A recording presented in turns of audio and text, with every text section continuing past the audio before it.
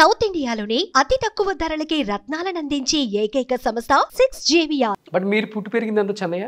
చెన్నైలో but Nellore me proper అయినా కానీ ఆ స్టేట్ లో అక్కడే సెటిల్ అయిపోయారు, అక్కడే పుట్టారు. బట్ ఈ తెలుగు అనేది చాలా ఫ్లూయెన్సీ ఉంది. ఎక్కడ కూడా తమిళోడు తెలుగు మాట్లాడితే ఆ ఫ్లేవర్ మిక్స్ అవుతుంది కదా, అది ఎక్కడ అనిపించట్లేదు. నేను మాట్లాడే తెలుగు కూడా కరెక్ట్ అయిన తెలుగు కాదండి. అంటే నేను మా తెలుగు డబ్బింగ్ మాత్రం నేను ఒక వీడియో రిలీజ్ చేశానంటే ద బెస్ట్ మీమ్స్గా ఉంటుంది. ట్రాఫిక్ కానిస్టేబుల్గా చేస్తాను నేను. పక్కన ఎవరు నిలబడకూడదు, ఎందుకంటే సడన్గా తగులుతుంది. అంటే రే ఏం చేస్తున్నావురా అని అలా చెప్తాను నేను. అప్పుడే నాకు మాటలు వస్తాయి.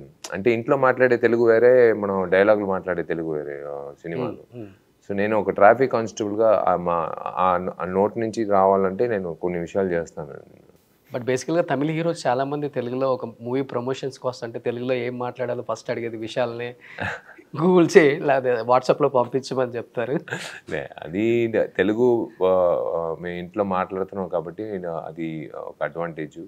అండ్ ఎస్, నాన్నగారి ప్రయత్నం ఇవాళ తిరిగి చూస్తే నాన్నగారు ఆ రోజు ఆయన చేసిన ప్రయత్నం, ఆ పందెం కూడా నేను చేసి చూపిస్తాను, నోరు మూసుకొని కూర్చుంటారా, అదేంది రీమేక్ ఇచ్చేది, ఎంతోమంది ఇచ్చారు, కోట్లు అప్పుడే ఆఫర్లు ఇచ్చారు. అదంతా ఎగ్గొట్టి అదంతా డబ్బులంతా ఎప్పుడైనా సంపాదించుకోవచ్చు. నా కొడుకు తెలుగు అబ్బాయి, తెలుగు ఆడియన్స్ మధ్యలో నేను నిలబడి చూపిస్తానని చెప్పి ఆ ప్రయత్నంలో దిగి చేశారు ఆయన వల్ల ఇవాళ 20 సంవత్సరాల తర్వాత కూడా నేను ఇంటర్వ్యూ ఇస్తున్నాను. అవును.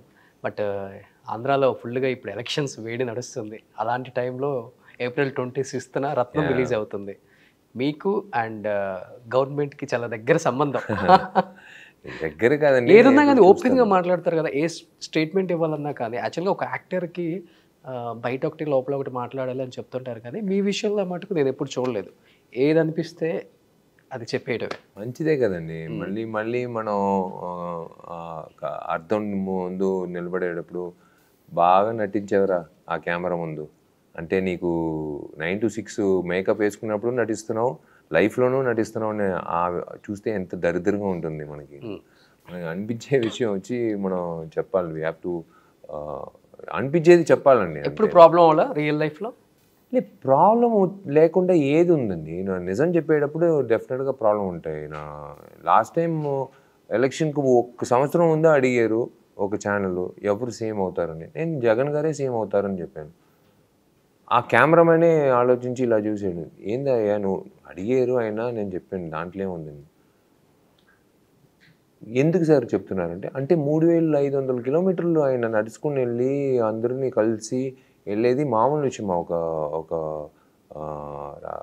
రాజకీయంలో ఉన్న ఒక నాయకుడు, అది పెద్ద విషయం అండి. నాకు అది తప్పకుండా ఆయనే వస్తాడు సీఎంగా అని చెప్పాను. దాంట్లో ఏముంది. సో లాస్ట్ ఎలక్షన్స్ చెప్పారు, బట్ ఎలక్షన్స్ May 13న జరుగుతున్నాయి. ఈసారి ఎవరు సీఎం అవుతారు? జగన్ గారే వస్తారు. ఎందుకు అంత కాన్ఫిడెంట్గా చెప్తున్నారు? నాకు అనిపించింది. అప్పుడు 3500 కిలోమీటర్లు పాదయాత్ర చేశారు. ఈసారి పాదయాత్ర చేసిన తర్వాత ఆయన ఆ నమ్మకంతో సీఎం చేశారు కదా. ఆ తర్వాత జరిగిన విషయాలు బట్టి నేను చెప్తున్నాను, డెఫినెట్గా జగన్ గారే సీఎం అవుతారు. ఎందుకు జగన్ గారు అంటే అంత ఇష్టం విశాల్ గారు? జగన్ గారు అంటే ఇష్టం అంటే నాకు ఈడ ఓటు లేదు, నాకు ఈడ ఓటింగ్ అథారిటీ లేదు, నాకు చెన్నైలోనే ఓటింగ్ ఉంది. నాకు అనిపించిన విషయం అంటే చూస్తాం కదా, కొన్ని విషయాలు చూస్తాం, కొన్ని విషయాలు వింటాం, కొన్ని విషయాలు కనుక్కుంటాం, కొన్ని విషయాలు కళ్ళారో చూస్తాం.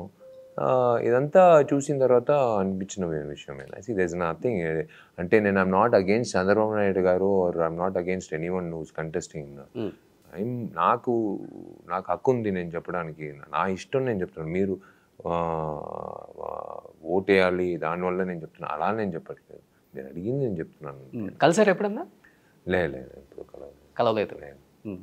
సో రీసెంట్గా జగన్ గారికి ఇక్కడ ఒక గాయం కూడా అయింది. ఏమనిపించింది చూసినప్పుడు న్యూస్? అదేనండి, ఇదంతా దాటి వెళ్ళాలి. అంటే ఎలక్షన్ అనేది మామూలు విషయం కాదు. ఒక కాన్స్టిట్యున్సీలో నిలబడి గెలవాలంటేనే ఎంతో కష్టం. ఎంతోమంది క్యాండిడేట్లు ఉంటారు, ఎంతోమందిని కలవాలి. ఒక సీఎం అంటే మామూలు విషయమా? అన్ని కాన్స్టిట్యున్సీస్కి వెళ్ళాలి, అందరిని కలవాలి. అందరూ అతనికి నచ్చే మనుషులు ఉండరు, అందరూ అతనికి ఆయన చెప్పిన మాటలు వినేలా మనుషులు ఉండరు. జరుగుతాయి, ఇలాంటి విషయాలు జరుగుతాయి. అదంతా దాటి ప్రూవ్ చేసేదే ఒక మంచి నాయకుడికి క్వాలిటీ అది. సో ఇదంతా ఆయనకి తెలుసు. ఆయన తండ్రి చనిపోయిన తర్వాత ఆయన వచ్చి దిగి మళ్ళీ నేను సేవలు చేయాలని ఒక కొడుకు వచ్చి దిగుతున్నాడంటే మామూలు విషయం కాదు. ఇప్పుడు మన ఎవరైనా ఇంట్లో ఒక తండ్రి చనిపోయిన తర్వాత మనం వదిలేద్దాం, చూసుకుందాం, వద్దు అని కాదు, తీసుకున్నారు కదా, ఈ taken over the legacy. So Jagan గారే వస్తారు. మీ సినిమాలన్నీ చూస్తే చాలా మాస్ ఆడియన్స్కి చాలా దగ్గరగా ఉంటాయి, వాళ్ళు మిమ్మల్ని బాగా ఇష్టపడతారు, అలాంటి వాళ్ళని లైక్ చేస్తారు, హీరోగా కానీ పొలిటికల్ లీడర్గా కానీ. ఇన్ కేస్ ఫ్యూచర్లో ఏమన్నా అవకాశం ఉందా రాజకీయాల్లోకి వచ్చేది? డెఫినెట్గా వస్తాను. ఏపీలో నేను ఎందుకండి ఇంత అంటే రాజకీయంకి ఎందుకు నటులు రావాలి? ఎప్పుడు రాజకీయ నాయకులు నటులు అవుతున్నారో అప్పుడే నటులు రాజకీయ నాయకులు అవుతారు. అది ఎవరు బాగా యాక్ట్ చేస్తారు, రాజకీయ నాయకుల సినిమా వల్ల? ఆబ్వియస్లీ రాజకీయ నాయకులే చాలా మంది ఉన్నారు, సూపర్ యాక్టర్స్ ఉన్నారు తమిళనాడులో కానీ, ఆంధ్ర, ఏపీ, తెలంగాణ కానీ ఎక్కడైనా మీరు చూస్తే తెలిసిపోతుంది. మేము సినిమాల్లో సీన్లు పెట్టేది కారణం ఏమి, మేము ఎక్కడో అక్కడ మార్సు ప్లూటోలో జరిగే విషయాలు కాదు, ఇక్కడ ఈడున్నాయి కదా, పేపర్లో చదువుతున్నాం కదా, అది పెట్టే మేము చేస్తున్నాం. సెన్సార్ బోర్డులో అడుగుతారు, ఎందుకు మీరు ఇలా కరప్ట్ ఆఫీషియల్స్ చూపిస్తున్నారు, ఎందుకు మీరు కరప్ట్ పాలిటీషియన్స్ని చూపిస్తున్నారు? ఏమండి మీరు పేపర్లో మేము చదివిందే మేము చూపిస్తున్నాం అండి, రియాలిటీ వచ్చి సినిమాలో తీసుకొచ్చేదే తప్పట్లు కొడుతున్నారు ప్రేక్షకులు. ఎందుకంటే మా ఇంట్లో జరిగిన విషయం చూపిస్తున్నాడు ఈ అబ్బాయి ధైర్యంగా సినిమాలని, తప్పట్లు కొడుతున్నారు. So in that way coming to politics, yes I will be coming to politics. దాంట్లో వచ్చి ఆలోచించి చెప్తానండి, ఆ టైం వచ్చినప్పుడు చెప్తాను. ఇండస్ట్రీలో ఎవరు సార్ మీకు మంచి ఫ్రెండ్, గుడ్ అండ్ బ్యాడ్ రెండు షేర్ చేసుకునే వాళ్ళు? ఇండస్ట్రీలో టెంటన్ మంచి ఫ్రెండ్, రానా ఎప్పుడు నా ఫ్రెండ్, ఎన్ని సంవత్సరాల నుంచి నా friend. Yeah like there are good friends, like most of my heroines who worked with me are my good friends. Lot of good friends. Mehreen is a very good friend. నాకు మెరీన్ వచ్చి నాకే తెలియదు, నేను ఒకే ఒక యాడ్ చేశాను, థమ్స్అప్ యాడ్. ఆ యాడ్లో ఆమె మోడల్గా పనిచేసింది, నాకే తెలియదు అప్పుడు 2015లో. Then she went on to become an actress. So చాలా ఇంటర్వ్యూస్లో చెప్పారు Varalakshmi Sarath Kumar is my best friend అని. Varu is my childhood friend. అంటే it's like today she Telugu ప్రేక్షకుల మధ్యలో ఒక మంచి పేరు తీసుకున్న ఒక నటుడుగా, it's a nice thing. Because నేను చూశాను, అంటే టాలెంట్ ఉంది కానీ ఆపర్చునిటీ రావట్లేదే అని అందరూ చాలామంది కోరుకుంటారు. అంటే ఇండస్ట్రీలో 100%లో only 90 or 85% will not make it, only 15% only will make it. So ఆ 85% వెయిట్ చేస్తారు, మాకు టాలెంట్ ఉంది, ఆ వాడికంటే నాకు ఎక్కువ టాలెంట్ ఉంది, నేను అందంగానే ఉన్నాను, నాకు మాత్రం ఎందుకు రావట్లేదని చాలామంది కోరుకుంటారు. ఆ విధంగా దేవుడు అందరికీ ఒక ఆపర్చునిటీ ఇస్తారు, లేట్గా ఇస్తారు. వరకు ఆ ఆపర్చునిటీ వచ్చి పెద్ద, అంటే తెలుగులో పెద్ద ఆపర్చునిటీ వచ్చి నాకు చాలా సంతోషం కలిగింది. నేను చెప్పాను, విష్ చేశాను. And I wish her also for for a next big step in our life, our personal life.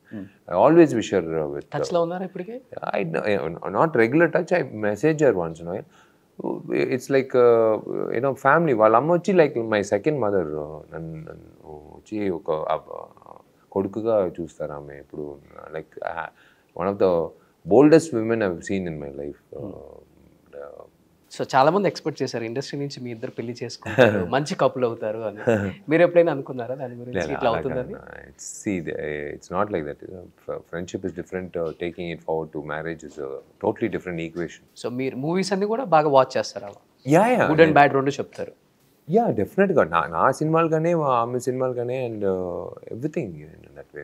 Suman టీవీలో మీ పర్సనల్ అండ్ బిజినెస్ ప్రమోషన్స్ కోసం కింది నెంబర్కి కాంటాక్ట్ చేయండి.